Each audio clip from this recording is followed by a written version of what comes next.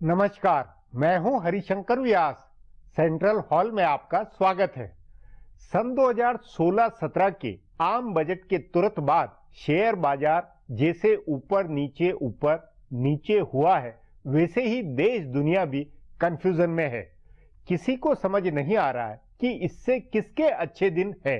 गांव, खेती और किसान के लिए बजट में जो बातें हुई है, उससे 1, 2 या 3 साल में क्या रोजगार बनेंगे, खेती में कमाई क्या बढ़ेगी, इससे तत्काल फील गुड या अच्छे दिन का क्या बोध होगा। लोगों में जो एक मनोवैज्ञानिक उत्साह व उम्मीद बंधनी थी, क्या वह बनी है?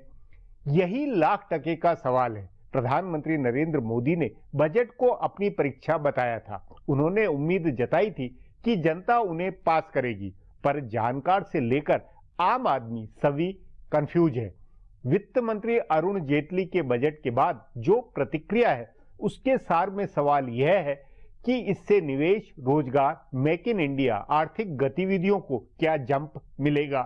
चिंता किसकी हुई है? क्या मोदी और भाजपा के मध्य कारोबारी वर्ग का ख्याल रखा गया? माइक्रो पर फोकस है या मैक्रो के बड़े कैनवास पर है? लोगों के जहन में अच्छे दिन का सपना बैठा हुआ था, लेकिन वित्त मंत्री ने अभी तक सरकार के ही अच्छे दिन लिवा लाने की चिंता की है। पिछले 2 बजट सरकार के वित्तीय घाटे, सरकार की कमाई और बही खाते को ठीक करने में गुजरे। पेट्रोलियम पदार्थों की कीमतों, जिंस बाजार आदि के जो लाभ हुए थे, उन्हें सरकार ने जनता को पास करने के बजाय खुद खाया। सन 2016-17 के बजट में जनता को लाभ देने के बजाय राजनीतिक चिंता है। इससे कारपोरेट, वैश्विक निवेशक, मध्य वर्ग, आम आदमी अपने को 2016-17 के बजट में बाईपास हुआ माने तो आश्चर्य नहीं होगा। आज इस पर चर्चा है, मगर उससे पहले गपशप और खास सुर्खियां है। शुरुआत सियासी गपशप से करते हैं।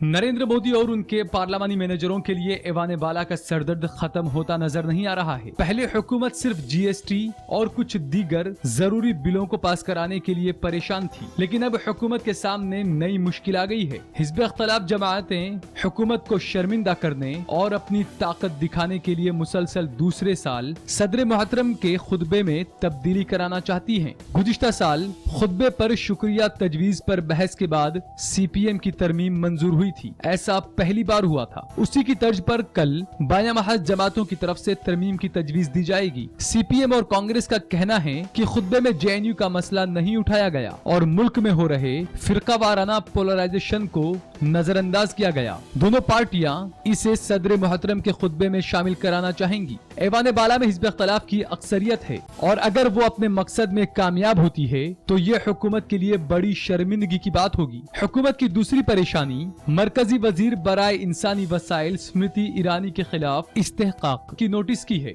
ऐवान ज़ेरी में इससे मुतालिक कमेटी में तो हुकूमत को अक्सरियत है, लेकिन ऐवान बाला की 10 रुकनी कमेटी में एनडीए के सिर्फ 2 रुकन पार्लियामेंट हैं। बीजेपी की मुखालफत में सबसे आगे रहने वाले कई रहनुमा दिग्विजय सिंह, सीताराम येचुरी, केसी त्यागी वगैरह इसके मेंबर हैं। अगर मरकजी वजीर के खिलाफ इस्तेहकाक की तजवीज मंजूर होती है तो हुकूमत के लिए काफी बड़ी शर्मिंदगी हो सकती है। कांग्रेस के कई सीनियर रहनुमा ऐवान बाला की सीट के लिए होड़ लगा रहे हैं। उनको पता है कि इस बार नहीं हुआ तो 2 साल इंतजार करना पड़ेगा। 2 साल बाद यानी 2018 में ऐवान बाला मिलने की उम्मीद कम ही रहेगी, क्योंकि उस वक्त 2019 का इंतखाबात लड़ने के लिए कहा जा सकता है। इसलिए ज्यादातर सीनियर रहनुमा ऐवान बाला की सीट के जुगाड़ में हैं। इनमें 4 रहनुमाओं के नाम सबसे ज्यादा सुर्खियों में हैं। पी चिदम्बरम और कपिल सिब्बल आम इंतखाब हारे हुए हैं और जयराम रमेश व आनंद शर्मा की मियाद खत्म हो रही है। आनंद शर्मा हिमाचल प्रदेश के हैं, लेकिन राजस्थान से ऐवान बाला में हैं, और जयराम रमेश आंध्र प्रदेश के हैं, लेकिन कर्नाटक से ऐवान बाला में हैं। मुश्किल ये है कि राजस्थान से कांग्रेस को एक भी सीट नहीं मिलेगी। हिमाचल की वाहिद सीट कांग्रेस को मिलेगी, लेकिन वजीर आला वीरभद्र सिंह आनंद शर्मा को भेजने के लिए राजी नहीं है। उधर कर्नाटक में वजीर आला सिद्धरमैया किसी बाहरी रहनुमा को ऐवान बाला में भेजने से हिचक रहे हैं। इससे रमेश की सीट भी मुश्किल में आई है। इसी तरह पंजाब में भी कांग्रेस के रहनुमा इंतखाबी साल में किसी बाहरी बाहरी को सीट देने की हिमायत में नहीं है। इससे सिब्बल के इम्कानात कम हुए हैं। उत्तराखंड में भी एक सीट पहले से बाहरी रहनुमा राज बब्बर को दी हुई है, इसलिए दूसरी सीट किसी बाहरी को नहीं मिलने वाली है। पहले इस सीट से चिदम्बरम के आने की बहस थी, अब इन चारों रहनुमाओं के लिए सीट की तलाश मुश्किल होती जा रही है।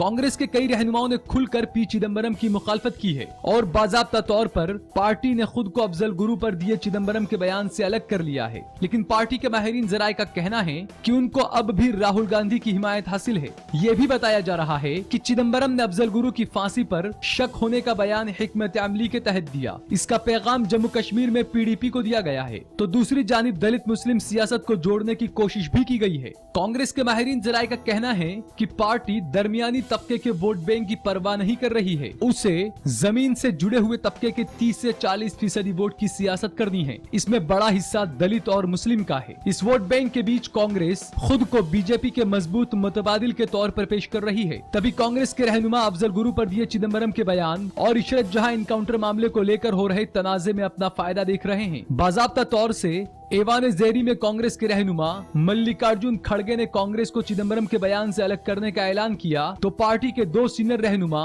वीरप्पा मोइली और अश्विनी कुमार ने इसकी मुखालफत की, लेकिन इस पर किसी ने ध्यान नहीं दिया। पार्टी आलाकमान की तरफ से चिदम्बरम को कुछ नहीं कहा गया। इसके बरक्स बताया जा रहा है कि राहुल गांधी उनको किसी न किसी सूबे से एवान बाला में लाना चाहते हैं। अब आज की सुर्खियां ये लीक से कुछ हटकर है और इनसे देश की दशा दिशा को बूझ सकेंगे।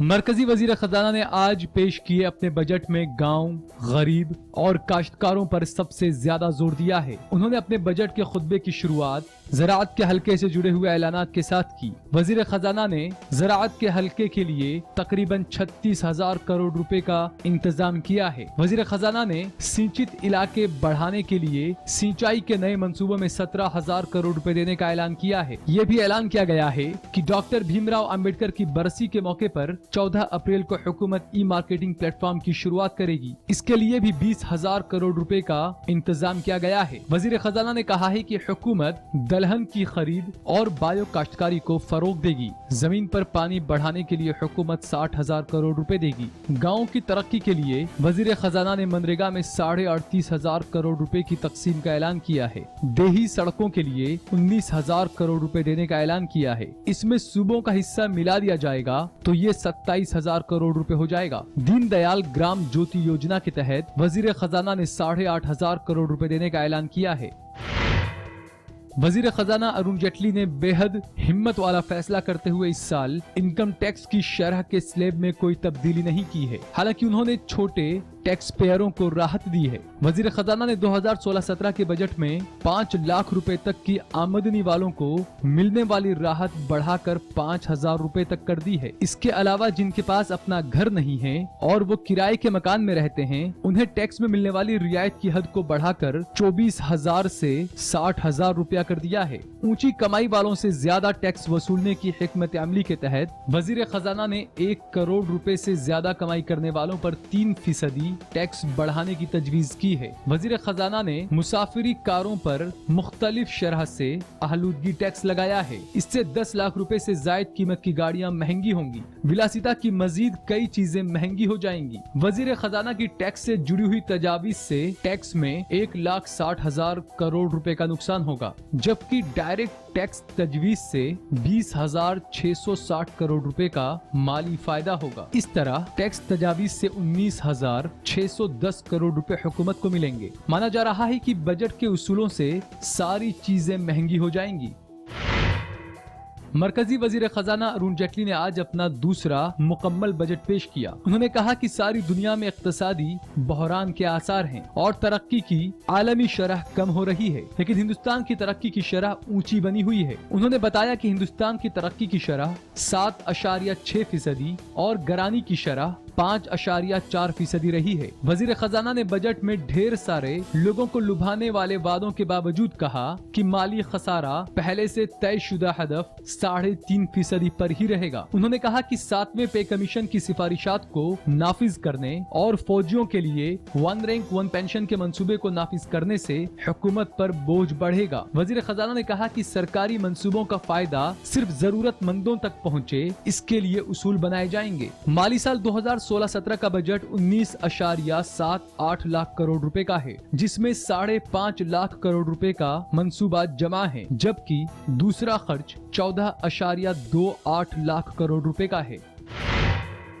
वजीर आजम नरेंद्र मोदी ने वजीर खजाना अरुण जेटली के आज पेश किए गए बजट की जमकर तारीफ की है। वजीर आजम ने कहा है कि काश्तकार हमारी अव्वलियत है। मोदी ने यह भी कहा है कि ये बजट गरीबी मिटाने के लिए सही वक्त पर एक बड़े दायरे का खाका पेश करता है। पीएम ने कहा कि काश्तकारों की आमदनी को दुगना करने की जानिब इस बजट में कई अहम इकदाम किए गए हैं। इसमें से एक अहम कदम प्रधानमंत्री कृषि सिंचाई योजना का है। देही तरक्की में बिजली और सड़क की अहमियत को बताते हुए मोदी ने कहा कि 2019 तक मुल्क के हर गांव को सड़क से जोड़ने का काफी बड़ा अज़्म लिया है। हर शहरी के आशियाने के ख्वाब को पूरा करने की बात करते हुए वजीर आजम ने कहा कि बजट में वो सारी चीजें शामिल की गई हैं जिसकी वजह से हाउसिंग सेक्टर को ताकत मिलेगी और आम शहरी को घर भी मिलेगा। वजीर आजम ने गरीब घरों में LPG कनेक्शन देने के मंसूबे की भी तारीफ की।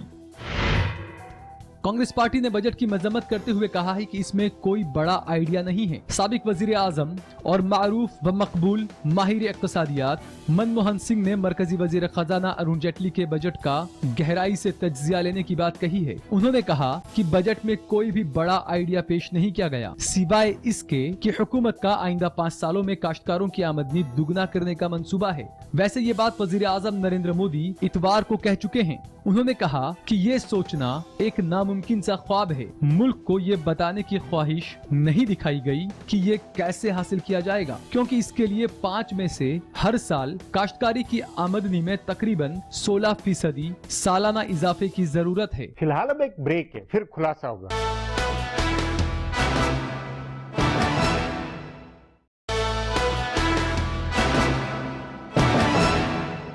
वित्त मंत्री अरुण जेटली के अलावा प्रधानमंत्री नरेंद्र मोदी ने खुद बजट की चिंता में कई बार बैठकें की थी। मतलब राजनीतिक लीडरशिप की मेहनत के नाते इस बजट में ताकत लगी है। उससे लगता है कि किसान गांव पर बजट खर्च के जरिए राजनीतिक मैसेज बनाया गया। इस पर आगे चर्चा करें, उससे पहले देखें मेरा ये खुलासा।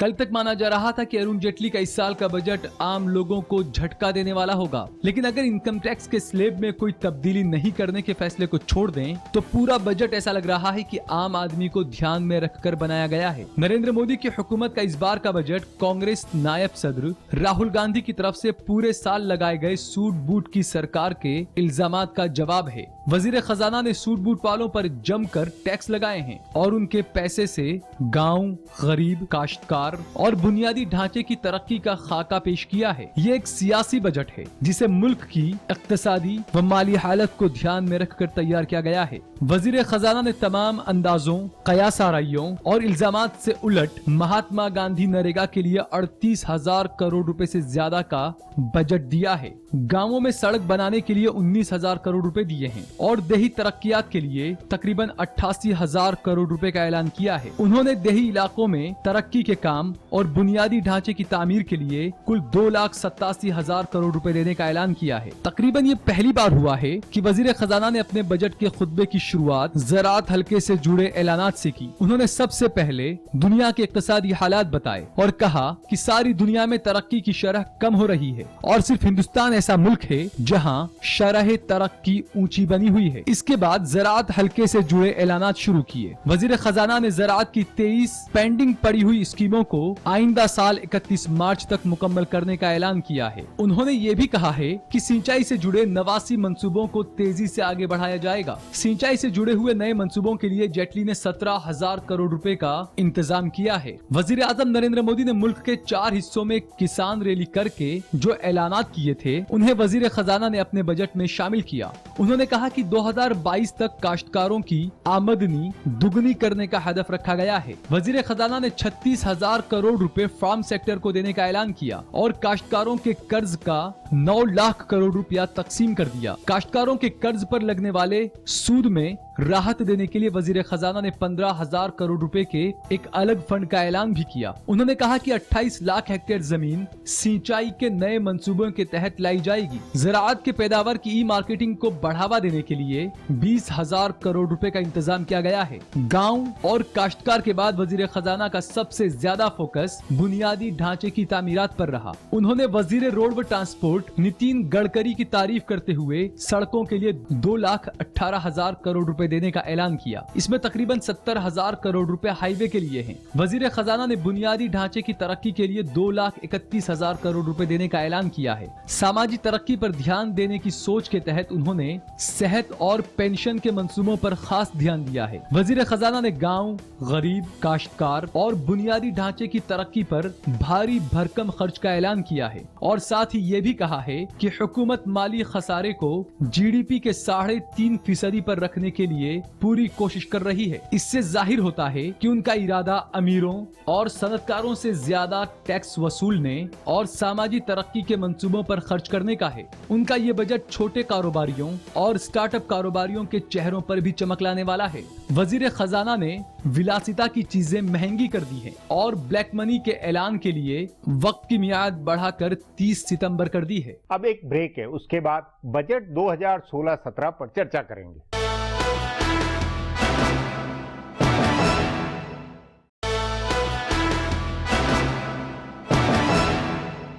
बजट से देहात, खेती और सामाजिक क्षेत्र पर फोकस झलका है। बावजूद इसके 2016-17 के बजट को क्या विकास का बजट, लोगों की उम्मीदों को पंख लगाने वाला बजट कहें या ढाक के 3 पात वाला रूटीन बजट?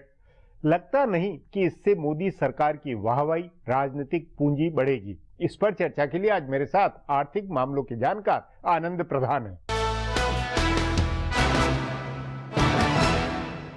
आनंद जी, अरुण जेटली के तीसरे बजट की तुलना उनके पिछले 2 बजट के मुकाबले में किस तरह अलग से की जानी चाहिए? मुझे लगता है कि अरुण जेटली बार बार ये कहते रहे हैं कि उनके बजट को किसी बिग बैंग रिफॉर्म की तरह से, बिग बैंग डिसीजन और प्रपोजल्स और अनाउंसमेंट की तरह नहीं देखा जाना चाहिए। वो आमतौर पर एक इंक्रीमेंटल, धीरे धीरे सुधार के पक्षधर रहे हैं। वो बार बार कई बार इंटरव्यू में कह भी चुके हैं और इस मामले में वो एक्सपेक्टेशन लो करते रहे। ये बजट भी मुझे काफी हद तक उसी इंक्रीमेंटलिज्म का विस्तार दिखाई पड़ता है। हालांकि कुछ जगहों पर, जैसे खास करके इंफ्रास्ट्रक्चर में, एग्रीकल्चर में, उन्होंने कुछ बड़ी घोषणाएं करने की कोशिश की हैं और कहा है कि हम इसमें ज्यादा खर्च करना चाहते हैं। और यह बात सही भी है कि जिस तरह का रूरल डिस्ट्रेस था उसमें अपेक्षा थी लोगों की, लेकिन उसमें भी जितनी बड़ी अपेक्षा थी, क्योंकि अगर टारगेट खुद प्रधानमंत्री कह रहे हैं कि अगले 2022 तक हम किसानों की आय डबल करना चाहते हैं, तो अगर लक्ष्य इतना बड़ा है तो उसकी तुलना में जो खर्च होना चाहिए एग्रीकल्चर सेक्टर में वो उतना बड़ा नहीं, लेकिन उसमें वो एक तरह से अपना बजट का थैली खोलने में हिचक गए हैं। उसके लिए उन्होंने एक्सेस बल्कि लगा दिया, उसके जरिए वो पैसा लेकर के आ रहे हैं। पर क्या बजट में इसके लिए अलग से व्यवस्था होनी चाहिए थी? ये एक बड़ा सवाल है कि और ज्यादा क्या हम पैसे दे सकते थे, वो शायद नहीं किया है। नहीं, कि बुनियादी सवाल ये कि क्या, जो कि सब तरफ से शिकायत रही है पिछले 2 सालों की, जो मुख्य दिक्कत है कि इकोनॉमी में, आर्थिकी में मांग बढ़ना या एक गतिविधियां बढ़ना, कारोबारी माहौल, सेंटिमेंट का बेहतर होना, वो कहीं इनसे जंप मिलता है इस बजट से?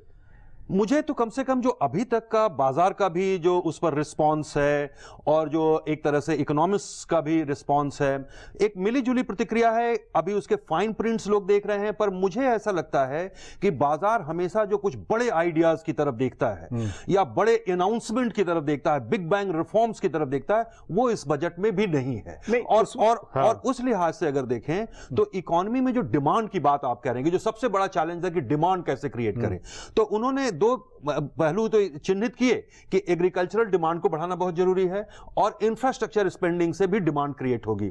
पर उसमें भी अब देखिए कि इंफ्रास्ट्रक्चर या एग्रीकल्चर स्पेंडिंग जो बढ़ाना था उसमें आपने हाथ आपने बांध लिया, आपको फिस्कल डेफिसिट भी कंट्रोल करना है। तो फिस्कल डेफिसिट का जो टारगेट इन्होंने पहले से फिक्स किया हुआ था, हालांकि उन्होंने बजट भाषण में कहा कि हमको इस पर विचार करना चाहिए, इतना रिजिड क्यों होना चाहिए, उसके लिए उन्होंने कमिटी भी बना दी, लेकिन बावजूद इसके इस बार तो उन्होंने माना है, तो इसलिए उन्होंने उस तरह से खर्च भी नहीं किया। तो इससे डिमांड पैदा होगा ये अभी कहना बड़ा मुश्किल है। इसलिए मुश्किल है क्योंकि बजट में जो अनाउंसमेंट किए हैं उससे वो मैसेज नहीं जा रहा। नहीं, लेकिन बुनियादी सवाल ये होना चाहिए या ये है कि कृषि पर अगर फोकस करें या खर्च बढ़ रहा है सिंचाई या इस पे, उसमें क्या बेरोजगारी की जो बड़ी समस्या है, जो नौजवान तबका जो कि देश का सबसे बड़ा है, उसको तात्कालिक तौर पर किस तरह का लाभ होता है, या कृषि के अंदर विकास क्या सचमुच में जो जीडीपी की विकास का, क्योंकि अगर औद्योगिक उत्पादन हो, सर्विस सेक्टर हो, उसमें तो आपको बड़ा फिगर मिल सकता है, कृषि के अंदर क्या तात्काल हो सकता है, इसको लेकर क्या विजन इसमें से भाषण से निकल के आता है? उन्होंने जोर तो बहुत दिया सिंचाई पर,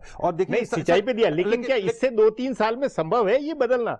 मुझे तो दिखाई नहीं पड़ता, क्योंकि एग्रीकल्चर जिस सर्कल में फंसा हुआ है, वो सर्कल जो गंभीर है, उसमें एग्रीकल्चर से उम्मीद कैसे विकास की या बेरोजगारी खत्म होने की हो सकती है? एग्रीकल्चर से तो सबसे बड़ा चैलेंज है कि वहां से जो ज्यादा बोझ है उस पर, वहां से जो निकल रहे हैं लड़के निकल रहे हैं उनको शहर की तरफ, वो मैन्युफैक्चरिंग में और सर्विसेज में उनको जॉब कैसे दिया जा सके और क्वालिटी जॉब कैसे दिया जा सके, और जिसके लिए स्किल डेवलपमेंट और मेक इन इंडिया ये सबके अनाउंसमेंट हैं। पर मैन्युफैक्चरिंग के लिहाज से अब मैन्युफैक्चरिंग में सरकार पूरी तरह से प्राइवेट सेक्टर पर भरोसा कर रही है। उनको लग रहा है कि हमने एफडीआई रिफॉर्म कर दी है, हमने उसके लिए स्टार्टअप और बाकी सारी योजनाएं अनाउंस कर दी हैं, उसके लिए उन्होंने कॉर्पोरेट टैक्स में जो नई कंपनियां बनेंगी मैन्युफैक्चरिंग में उसको 25% का अनाउंस किया है, तो कुछ इंसेंटिव देने की कोशिश की है।